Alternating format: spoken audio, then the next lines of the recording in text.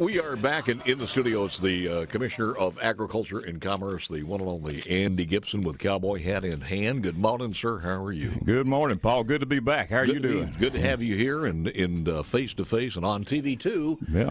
As that's you his hat know, next to him. That's that 10-gallon hat there. I can't go anywhere without it, like American Express. SuperTalk.fm/watch. I want to talk about medical marijuana, but I want to open up with what we are doing at the fair. Today is Thursday.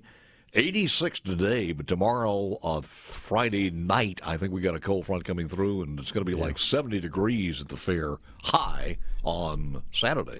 Perfect fair weather. You know, that's one reason we're extending this is we had the hurricane blow through the first weekend, so all of our vendors had a washout, and they asked if we could do this, and, you know, there was really no reason not to. They asked to do it, so they didn't have another commitment to go to then. That's right. You know, there is one other fair going on that starts October 30th, the Mobile Fair, Mobile State Fair. I think it's called Greater Gulf, but it doesn't start until October 30th, so these folks can hang around, and of course, our Mississippi vendors are the ones I'm most concerned about, and they're making a living, and they had a washout that first weekend, so we're going to give Mississippi a second weekend. So did you go into a hiatus for 3 or 4 days, or where are we, like right now, what's going on out there? Yeah, everybody closed down Sunday night, and of course, we've been sanitizing throughout this entire process, cleaning everything. Those vendors, a lot of out-of-state vendors, not a lot, but probably half a dozen, pulled out to go to other events in other parts of the country. Our local vendors are still there setting up. They'll be opening today. Gates open for lunch at 11, and so a great outdoor setting. That's how we can have the state fair. It is all 100% outdoor, and invite you to come on out.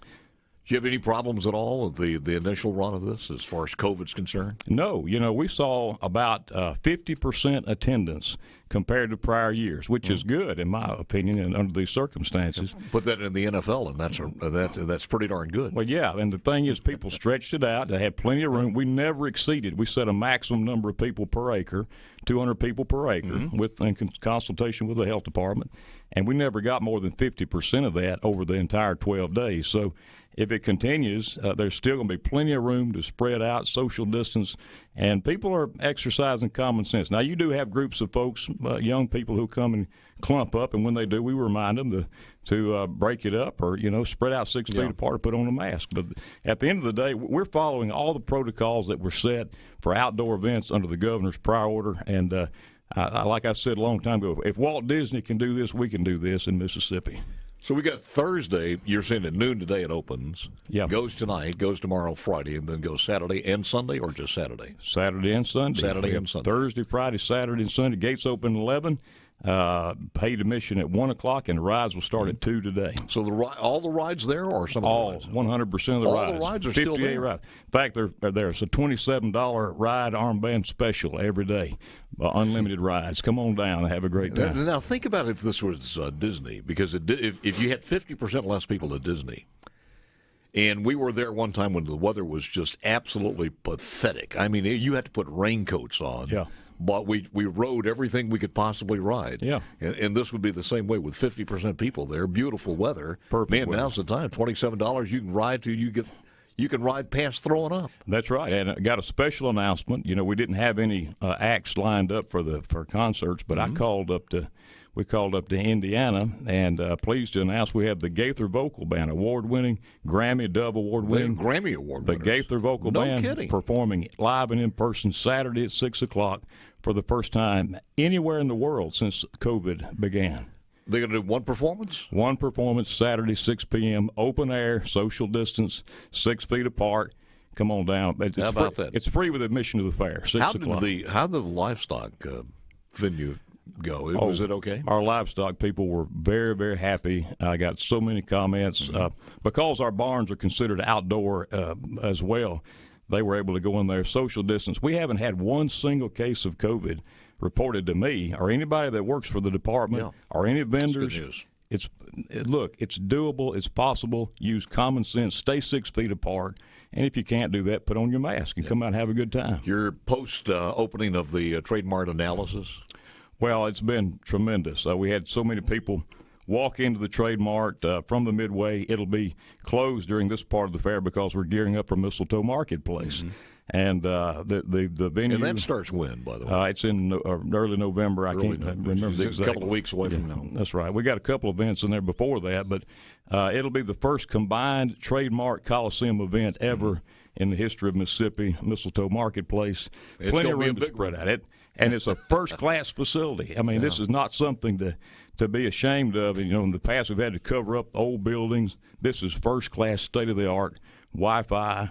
It's excellent, and I invite you to come out. Any cancellations as far as next year's schedule? Because I know that you had so many things planned, and there were some people on waiting, and they didn't know if they were going to cancel it or go ahead with it. But. Well, when COVID began in March, everybody canceled everything from March until recently. We did have a couple of big horse shows. All the horse shows, all of our agriculture folks, livestock, they're all full steam ahead. We got a horse show coming this weekend, as a matter of fact, a big cutting horse show at the Equine Center. So those events, we got the Dixie National Livestock Show and Rodeo.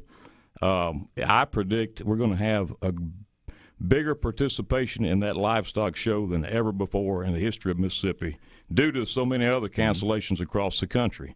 And we've got 105 acres to spread it out to have the greatest livestock show we've ever had, including a big open show from folks around the country. The other thing is the wildlife show. We'll talk about that exactly. When's that going to happen? It's on for August, for this coming August. It was postponed due to the coronavirus, of course, as everything else was, but we're set up with this new trademark. We were able to finish the Coliseum. It's totally renovated inside. It looks brand new, and it's something the people of Mississippi are going to be very, very proud of. And I'm attention taken away here for a second. The U.S. jobless claims are just in. It drops to 787,000, which is good news. Layoffs remain high about 7 months after the virus, but the jobless numbers have dropped down to 787. Which means that we are slowly but surely coming back. We are, and we better hope and pray we come back.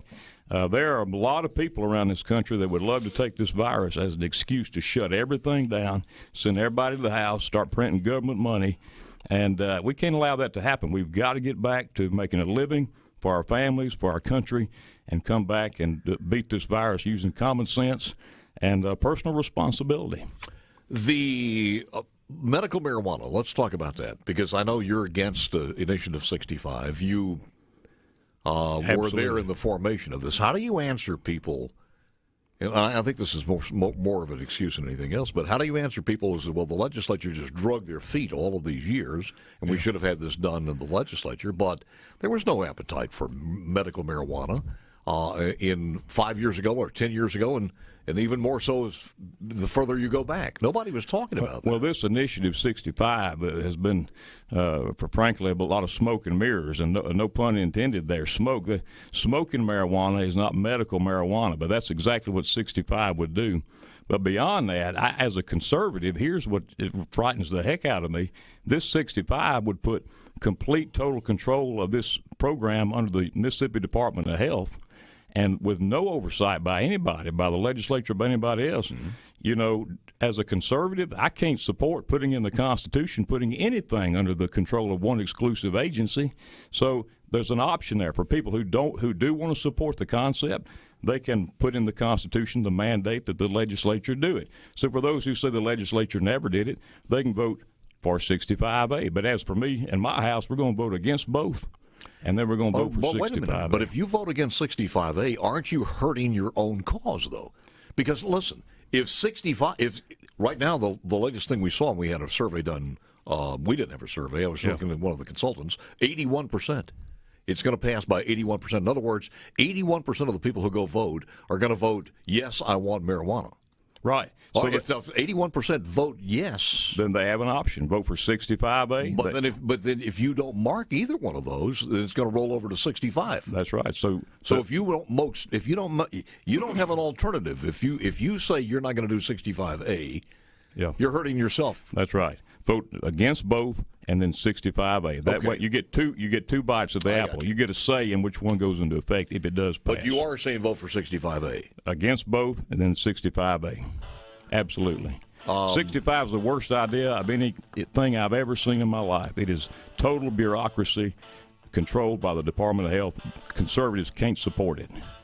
Well, I don't think we'll ask Dr. Thomas Dobbs, who's coming up at 8:20, but I don't think they want it either. So they don't. So there again, why would you vote for something they don't even want to do? They don't want it. They can't handle it, and nobody knows how it's going to be handled. Yeah. And there's a lot of out-of-state money coming in, buddy. Yep, $5 to $6 million of out-of-state money coming in to tell you this is the best thing since. And not a word in there about where they're going to grow it. Not one word about the Agriculture Department, not one word. It's all being trucked in. You know what I saw yesterday on one of the tweets was, if you do 65A, you will have immediate access right after the election to marijuana for pain.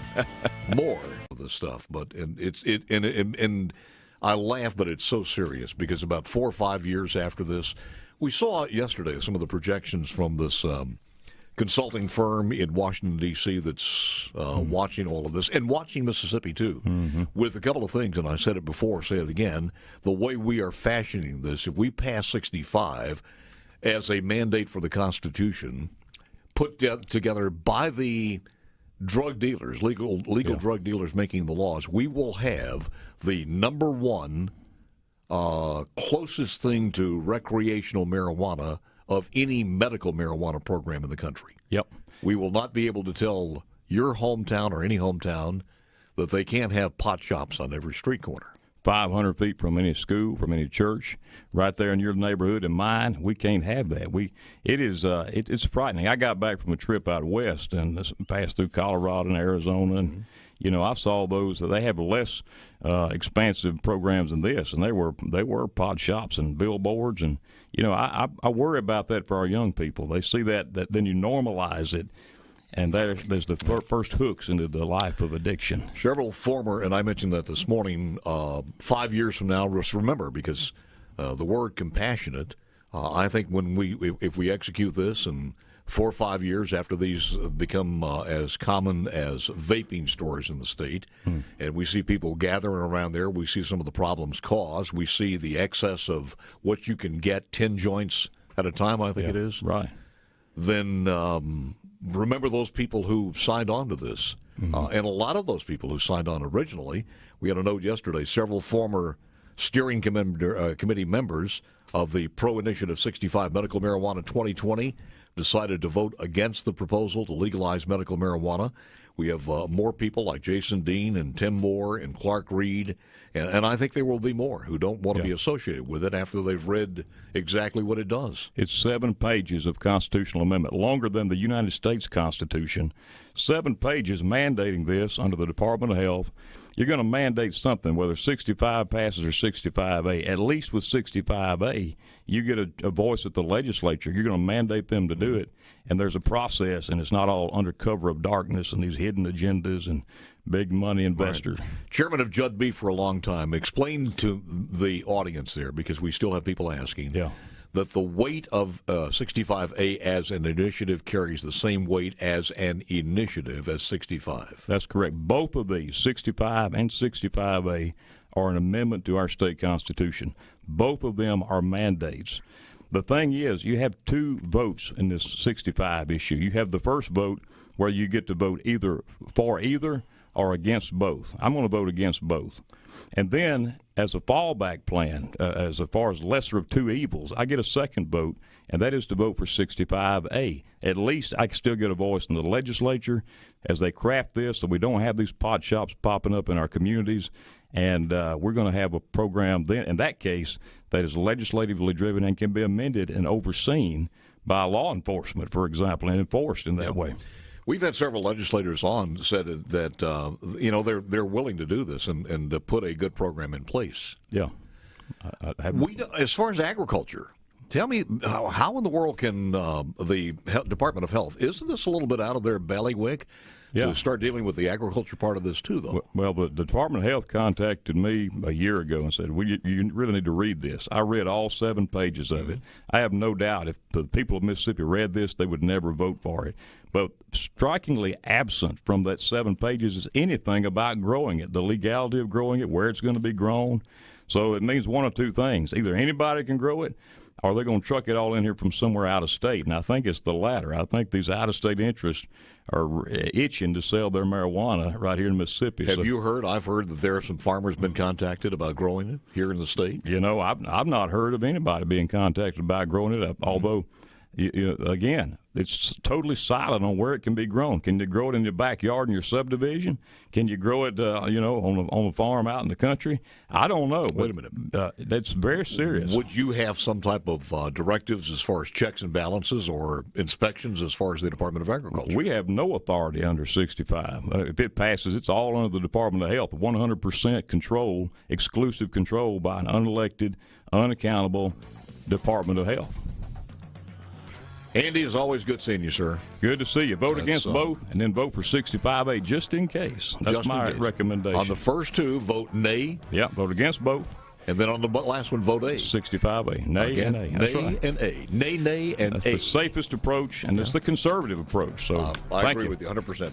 Andy, thank you, sir. Come out to the State Fair. See y'all. Gaithers one more time? Saturday at 6 p.m. Oh, you don't want to miss that. You don't want to miss it. Thank you, sir.